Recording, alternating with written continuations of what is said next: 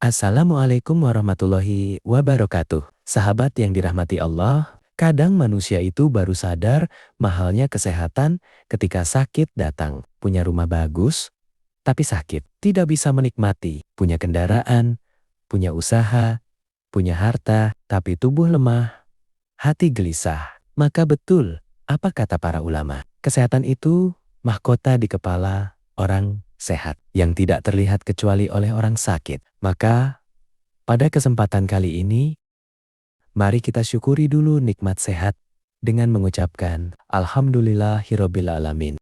Ada satu pertanyaan besar yang sering muncul. Kenapa sih dalam Islam itu sholat sangat ditekankan? Kenapa sejak balik seseorang diwajibkan sholat? Kenapa orang boleh miskin tapi jangan meninggalkan sholat? Kenapa dalam keadaan sehat sholat, sakit tetap sholat, bahkan safar pun tetap sholat? Apa sebenarnya rahasia besar di balik sholat? Bisakah kita hidup sendiri di dunia ini? Tidak bisa. Ketika kita makan sepiring nasi saja, ternyata di situ ada jasa banyak orang. Ada petani yang menanam padi, ada orang yang mengairi sawah, ada yang memanen, ada yang menggiling menjadi beras, ada yang menjual, ada yang memasak, baru kemudian sampai ke mulut kita. Artinya apa? Untuk urusan dunia saja, kita tidak bisa hidup tanpa bantuan makhluk. Lalu bagaimana mungkin manusia yang lemah ini merasa bisa hidup tanpa hubungan dengan Allah Subhanahu wa Ta'ala? Padahal Allah yang memberi nafas, Allah yang memberi kesehatan, Allah yang menjaga jantung kita tetap berdetak. Kalau Allah berhentikan jantung ini 1 menit saja, selesai urusan dunia kita. Karena itu, manusia butuh Allah. Nah, pertanyaannya, bagaimana menjaga hubungan dengannya? Jawabannya adalah sholat. Sholat itu bukan sekadar gerakan, bukan hanya berdiri, rukuk, sujud, lalu selesai. Tetapi sholat adalah hubungan seorang hamba dengan Robnya. Makanya Rasulullah SAW bersabda, dijadikan kecintaanku dari dunia ini wanita dan wewangian, dan dijadikan penyejuk hatiku dalam sholat. Hadis riwayat Sunan An-Nasai nomor 3939 dinilai hasan oleh para ulama. Hadis ini diriwayatkan dari Anas bin Malik. Kalau kita capek bekerja, hati gelisah, pikiran penuh masalah, seharusnya tempat istirahat hati itu sholat, bukan malah menjauh dari sholat. Kadang ada orang berkata, saya banyak masalah. Pertanyaannya adalah, sholatnya bagaimana? Apakah kadang-kadang, jangan heran kalau hati sering tidak tenang. Karena hati ini diciptakan oleh Allah dan hati tidak akan tenang kecuali dekat dengan Allah. Sebagaimana firman Allah dalam Al-Quran surat 13 ayat 28. Ingatlah, hanya dengan mengingat Allah, hati menjadi tenang. Sahabat yang dirahmati Allah. Lalu muncul pertanyaan, kalau sholat memang penting, kenapa harus tepat waktu? Kenapa tidak bebas saja? Kenapa tidak sempat subuh, lalu digabung nanti? Kenapa tidak sholat ketika sempat saja? Kenapa sholat harus tepat waktu? Kenapa tidak boleh sesuka hati? Kenapa tidak nanti saja kalau sempat? Nah, jawabannya langsung dari Allah Subhanahu wa Ta'ala. Kita perhatikan dalam Al-Quran, surat An-Nisa, ayat 103. Apabila kamu telah menyelesaikan sholat, maka ingatlah Allah ketika berdiri, duduk, dan berbaring. Kemudian, apabila kamu telah merasa aman, maka dirikanlah sholat itu. Sungguh, sholat itu adalah kewajiban yang ditentukan waktunya atas orang-orang yang beriman. Perhatikan kalimat terakhirnya, bahwa sholat itu sudah ditentukan waktunya, bukan buatan manusia, bukan keputusan ulama, bukan budaya orang Arab, tetapi langsung ketetapan dari Allah Subhanahu wa Ta'ala. Subuh ada waktunya, zuhur ada waktunya, asar ada waktunya, maghrib ada waktunya, isya ada waktunya. Maka sholat tidak boleh diacak-acak sesuka hati. Tidak boleh berkata, nanti subuh saya ganti siang saja, atau zuhur nanti malam saja. Tidak, karena waktunya sudah Allah tetapkan. Kalau kita dipanggil camat jam 8 pagi, berani datang jam 5 sore? Kalau interview kerja jam 9 pagi, kita datang tengah malam? Tidak berani? Kenapa? Karena kita takut kehilangan urusan dunia. Lalu, kenapa ketika Allah memanggil melalui azan, kadang kita berkata, nanti dulu, tunggu, kerjaan selesai. Padahal, itu panggilan dari Rob semesta alam. Ditanya tentang amalan yang paling dicintai Allah. Dari Abdullah bin Mas'ud, beliau berkata, aku bertanya kepada Rasulullah, amalan apakah yang paling dicintai Allah? Rasulullah Shallallahu Alaihi Wasallam menjawab, sholat pada waktunya. Aku bertanya lagi. Kemudian, apa lagi? Beliau menjawab, berbakti kepada kedua orang tua. Lalu, berjuang di jalan Allah. Hadis riwayat Sahih Bukhari nomor 527 dan Sahih Muslim nomor 85. Masya Allah. Ternyata amalan paling dicintai Allah bukan kaya, bukan jabatan, tapi apa? Sholat tepat waktu. Karena sholat tepat waktu itu tanda apa? Tanda cinta kepada Allah. Kalau orang cinta, dia akan mendahulukan yang dicintai. Betul? Orang kalau cinta bola, jam 2 malam, rela bangun nonton. Kalau cinta, pekerjaan. Berangkat pagi, tidak telat. Kalau cinta, dagangan. Tokonya dibuka tepat waktu. Tapi aneh kadang, kalau sudah azan, masih berkata, nanti dulu. Maka, pertanyaannya, benarkah kita mencintai Allah? Para ulama menjelaskan, sholat tepat waktu bukan sekadar menggugurkan kewajiban, tetapi latihan disiplin hidup. Makanya Islam mengajarkan waktu. Subuh sebelum matahari terbit, zuhur ketika matahari tergelincir, asar sore, maghrib setelah matahari tenggelam, isya malam karena orang yang menjaga sholat. Biasanya hidupnya lebih teratur. Tapi orang yang meremehkan sholat, seringkali hidupnya ikut berantakan. Lalu muncul pertanyaan, apa akibatnya kalau seseorang sering menunda sholat? Apakah biasa saja? Ataukah ada peringatan dari Allah? Apa akibatnya kalau seseorang suka menunda sholat? Apakah biasa saja? Setan itu tidak selalu menyuruh orang langsung meninggalkan sholat. Tidak. Kalau seseorang masih rajin ke masjid, masih semangat ibadah, setan punya cara lain. Apa itu? Ditunda, ditunda, lalu ditunda. Awalnya berkata, nanti, sebentar, nunggu kerjaan selesai, nunggu ini dulu. Tahu, azan berikutnya sudah datang. Akhirnya sholat dikerjakan di akhir waktu. Kalau sudah biasa akhir waktu, lama-lama terlambat. Kalau sudah sering terlambat, lama-lama berat.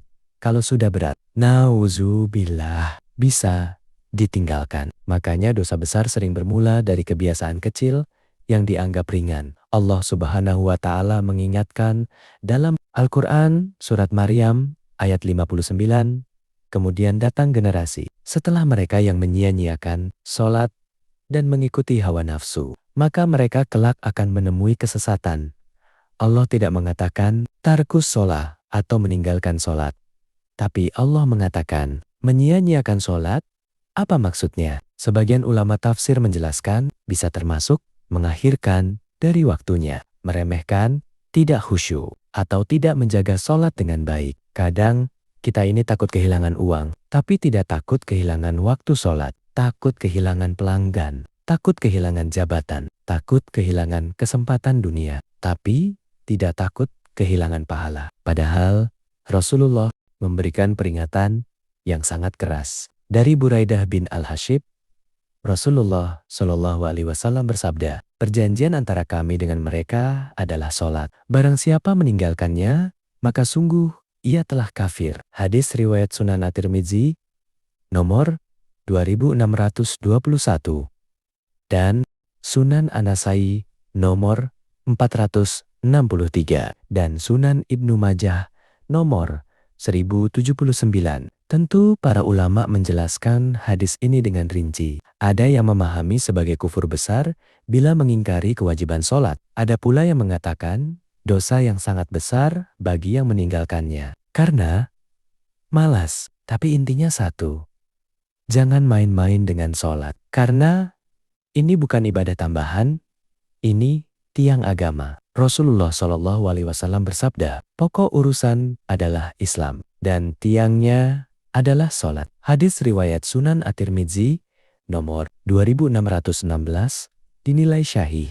Kalau rumah tiangnya roboh, apa yang terjadi? Rumah ikut runtuh. Begitu juga kehidupan manusia. Kadang orang bertanya, kenapa hatinya gelisah? Kenapa keluarga tidak tenang? Saya tidak mengatakan semua masalah karena sholat. Tetapi coba cek dulu bagaimana kita sebagai hamba Allah. Karena kadang kita ingin hidup tenang, tapi sholat masih ditunda-tunda. Ingin hati damai. Tapi panggilan Allah sering diabaikan. Padahal Allah yang memberi ketenangan. Tapi jangan salah paham. Islam bukan agama yang memberatkan. Kalau seseorang sakit, ada rukshoh. Tidak mampu berdiri, duduk. Tidak mampu, duduk, berbaring. Tidak bisa pakai air, tayamum. Sedang safar, boleh jama dan qashar. Apa artinya? Dalam kondisi sesulit apapun, sholat tetap tidak gugur. Karena sholat adalah kebutuhan ruh kita. Bagaimana caranya? Supaya kita bisa istiqomah, menjaga sholat tepat waktu. Karena jujur saja, kadang semangat itu naik turun. Hari ini rajin, besok mulai terlambat, lusa mulai berat. Kenapa bisa begitu? Karena hati manusia ini memang mudah berubah. Makanya Rasulullah Shallallahu Alaihi Wasallam sering berdoa, wahai Zat yang membolak-balikan hati, teguhkan hatiku di atas agamamu. Hadis dari Anas bin Malik. Hadis riwayat Sunan At-Tirmidzi nomor 2140. Karena itu, menjaga sholat perlu perjuangan. Ada beberapa cara sederhana, tapi insya Allah sangat kuat pengaruhnya. Pertama, tanamkan bahwa sholat itu kebutuhan, bukan beban. Saya butuh sholat. Kalau HP lobat, kita cari charger. Kalau tubuh lapar, kita cari makan. Kalau hati lemah, apa chargernya? Sholat. Makanya Rasulullah kalau ada masalah berkata kepada sahabatnya, wahai Bilal, istirahatkan kami dengan sholat. Hadis riwayat Sunan Abu Daud nomor 4985. Bukan berkata cepat selesaikan sholat, tapi istirahatkan kami dengan sholat. Masya Allah. Berarti sholat itu tempat tenang, tempat istirahat jiwa. Kedua, segera jawab azan. Jangan biasakan berkata nanti, karena kata nanti itu kadang jebakan setan. Azan itu panggilan Allah. Bayangkan kalau seorang pejabat memanggil kita, mungkin kita sudah siap sebelum waktunya. Lalu kenapa panggilan Allah kadang kita abaikan? Rasulullah bersabda dari Abu Hurairah, seandainya manusia mengetahui pahala azan dan syaf pertama, mereka akan berlomba mendapatkannya. Hadis riwayat Sahih Bukhari nomor 615 dan Sahih Muslim nomor 437. Ketiga, jaga zikir setelah sholat. Ini penting karena Allah berfirman, ingatlah Allah saat berdiri, duduk, dan berbaring. Artinya, hubungan jangan putus. Selesai sholat bukan berarti selesai ingat Allah. Subhanallah, alhamdulillah, la ilaha illallah. Sholawat, istighfar.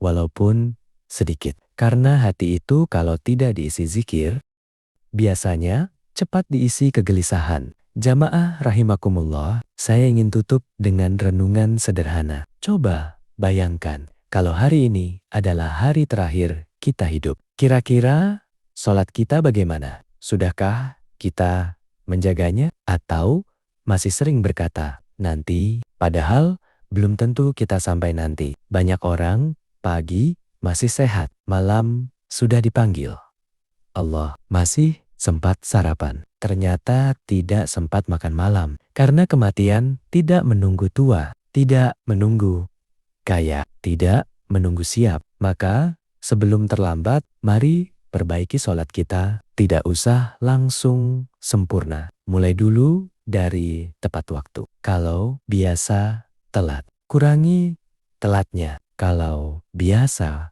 bolong, mulai lengkapkan. Kalau biasa, di rumah. Coba sesekali ke masjid. Karena Allah tidak melihat cepatnya perubahan, tetapi melihat kesungguhan kita. Mari kita pegang ayat ini baik-baik. Al-Quran, Surat An-Nisa, ayat 103.